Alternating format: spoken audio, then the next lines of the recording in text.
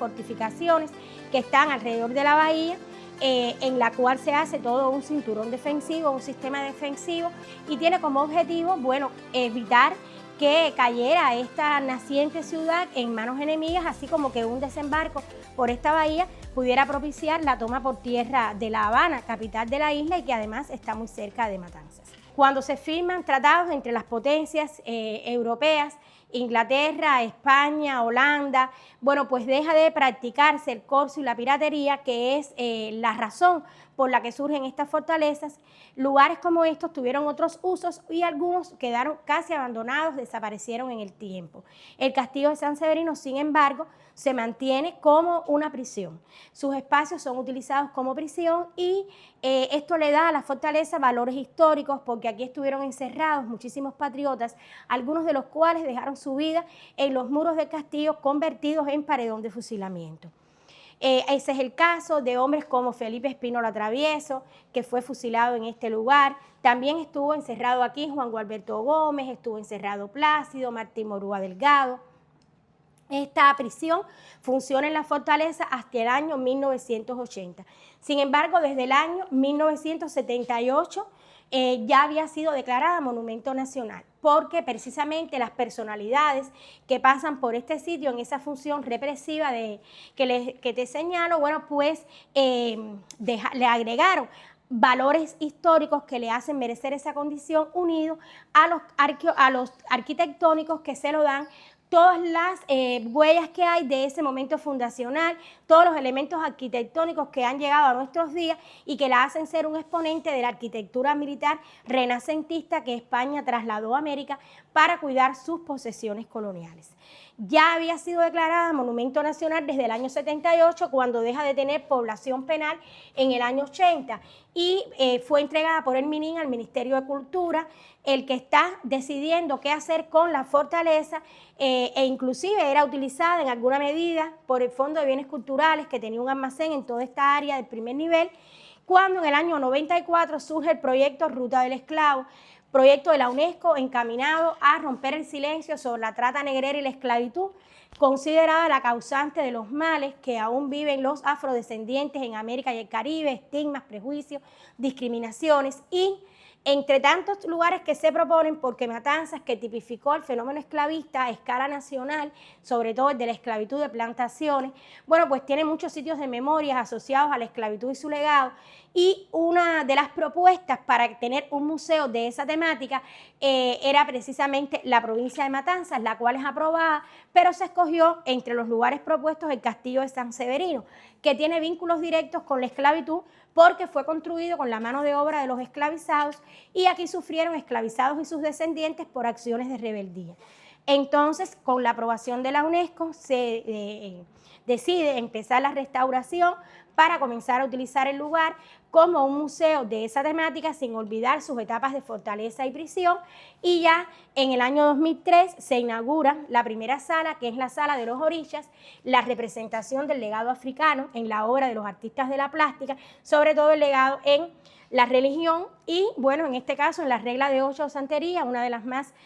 conocidas o más extendidas de esas religiones de origen africano. También se realizaron labores de prospección arqueológica y de excavaciones arqueológicas que dieron material suficiente para demostrar la vida doméstica y militar que se llevaba de manera simultánea en la fortaleza, también en épocas en que estaba la prisión, la vida administrativa y la vida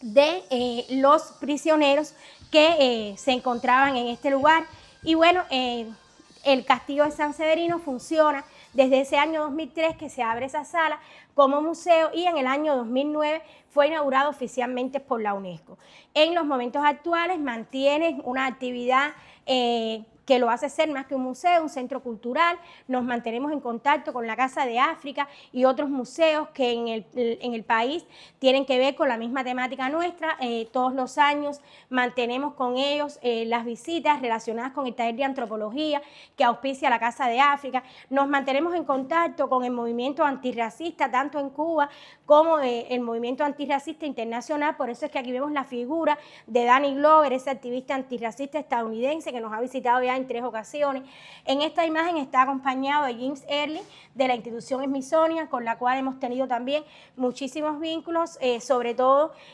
mientras ellos se preparaban para la creación del Museo de Historia y Cultura Afroamericana, que surgió en Washington en el año 2016. En el periodo anterior a eso, bueno, pues ellos tomaron también experiencia y tuvimos algunos intercambios. También mantenemos nuestro vínculo con las embajadas africanas, por eso es que aquí está la imagen de la embajadora sudafricana en los momentos en que se conmemoró el centenario del natalicio de Nelson Mandela, al cual le dedicamos una exposición transitoria en nuestra institución que estuvo por 3 meses exhibiéndose. Y esta imagen de José Martí es porque, bueno, sabemos que Martí de niño vino a los territorios que hoy conforman la provincia, la zona de Anábana, que Martí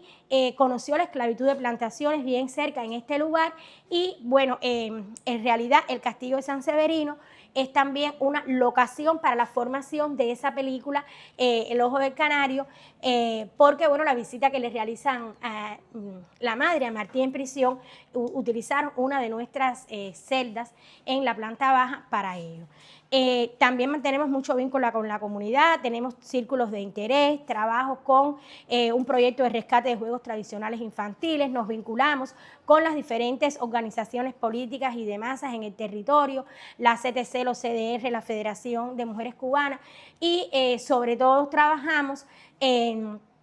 con los niños y con los jóvenes, transmitiendo todo lo que tiene que ver con la memoria histórica de la esclavitud y con su legado. En el año 2024, con motivo de conmemorarse el 30 aniversario del proyecto Ruta del Esclavo, realizamos una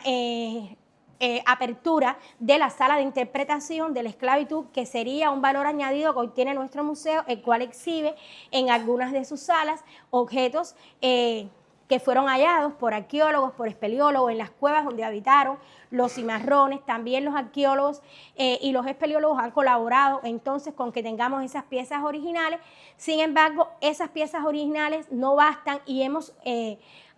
completado nuestra exhibición con la existencia de este centro de interpretación que ha comenzado con una sala y, bueno, desde aquí, desde el propio pasillo, antes de entrar a la sala, ya tenemos los códigos QR que relatan información, recogen información acerca de los sitios de memoria de la esclavitud en Cuba, no solamente en Matanzas. Y después, cuando entramos en la sala, bueno, pues aquí tenemos planos superpuestos en este primer panel, donde se habla de las principales zonas de captura en África, las diferentes rutas seguidas con los esclavizados, capturados en ese continente africano para llegar a América, y cómo aquí se produce entonces ese intercambio de que Europa lleva a África cristales, espejos, armas, baratijas, alienta los conflictos entre los diferentes pueblos africanos.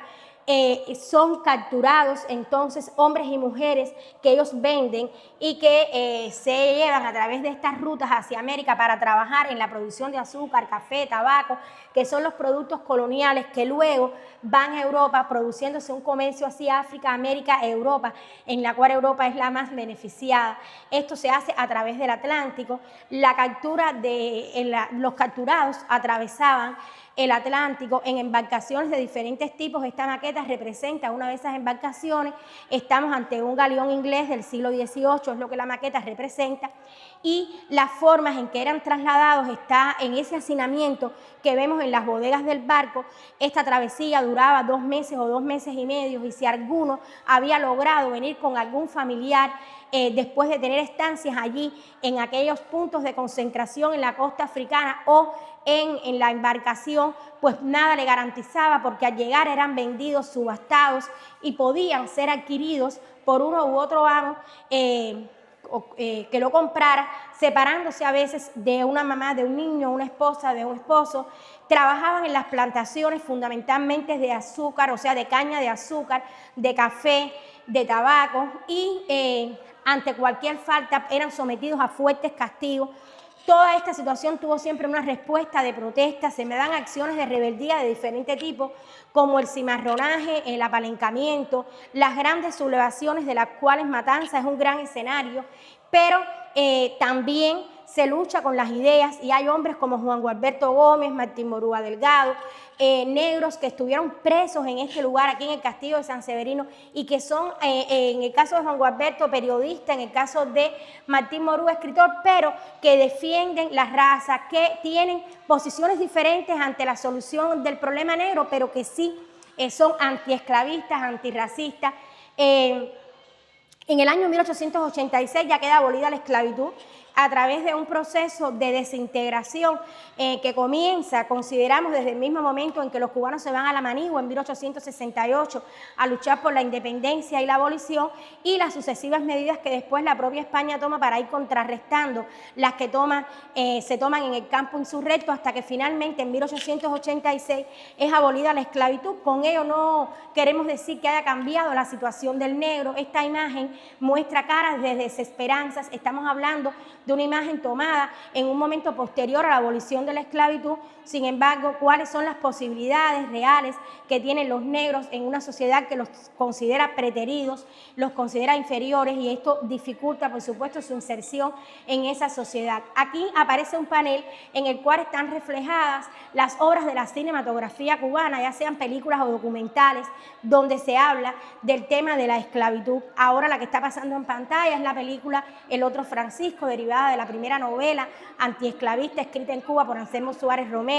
la novela Francisco, y esta es una película que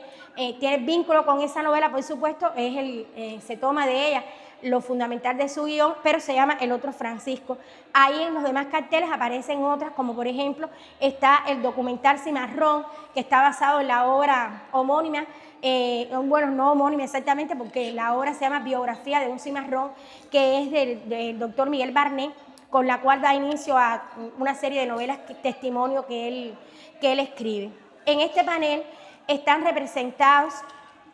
diferentes figuras políticas. En estas figuras partimos de José Antonio Aponte, el abolicionista, el que organiza esa conspiración en el año 1812, y pasamos por toda la historia de Cuba destacando mujeres como Carlotas, Mariana, Clodomira Ferrar, Dominga Moncada, pero bueno, también están los otros hombres como el propio Quintín Bandera, los Maceo, Plácido, Pedro Ibonet y Evaristo Estenós, los líderes del movimiento independiente de color que fueron asesinados, Lázaro Peña, Jesús Menéndez,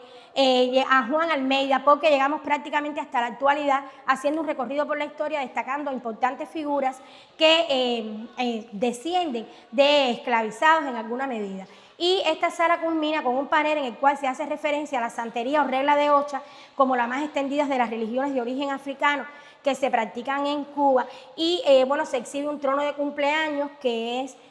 una imagen tomada en el Museo de Guanabacoa, y a continuación hablamos entonces de cómo a través de los cabildos, a través de la religión, han surgido y se han mantenido en la cocina cubana muchos platos que hoy no es necesario que exista una fiesta religiosa para elaborarlos, como el arroz con pollo, la malarrabia, el majarete con leche, los buñuelos de Pascua, y otros que sí han quedado ya más concentrados en la cuestión religiosa, como se trata de los chinchín, el ecó, el acará. En el caso de los chinchín, bueno, todos los iniciados van primero al río a llevarle el chinchín a Ochún. Esta sala recoge el legado africano en la obra de los artistas de la plástica. Está acompañada su presentación de un audiovisual en el cual se explica el asunto del sincretismo, cómo ellos escondieron sus deidades detrás del santoral católico para poderles rendir culto, y esto es lo que hace que hoy podamos decir que Changó sincretiza con Santa Bárbara, Ochún con la Virgen del Cobre, Yemayá con la Virgen de Regla, y así sucesivamente. También en esta sala aparecen los tambores que representan todas las manifestaciones mágico-religiosas que nos llegaron de África y que se practican hoy todas en Matanzas, precisamente porque fue un lugar donde hubo muchísimos esclavizados y donde hay un abundante y variado legado que abarca también el tema de la religión. Bueno, ya aquí continuamos, se va hacia otros espacios del castillo que tienen que ver con esa huella arquitectónica. Entre estos lugares está la rampa, los baluartes, las garitas. Con todo eso se conforma la visita a nuestra institución.